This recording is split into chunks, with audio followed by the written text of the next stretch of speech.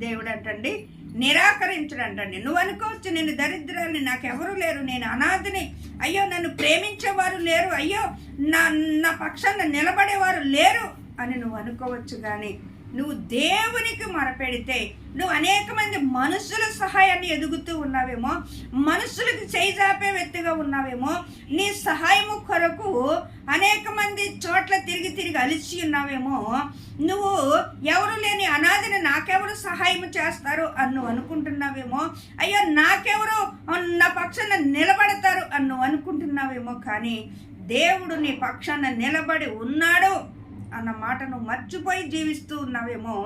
దేవుడు చలవిస్తున్నాడు. దీన దరిద్రుల ప్రార్థన ఆయన నిరాకరించడంట. వారు ప్రార్థన వైపుగా ఆయన తిరిగి ఉన్నాడంటండి. ఎప్పుడూ కూడా మరి దేవుడు ఆది కాండము నుండి మరి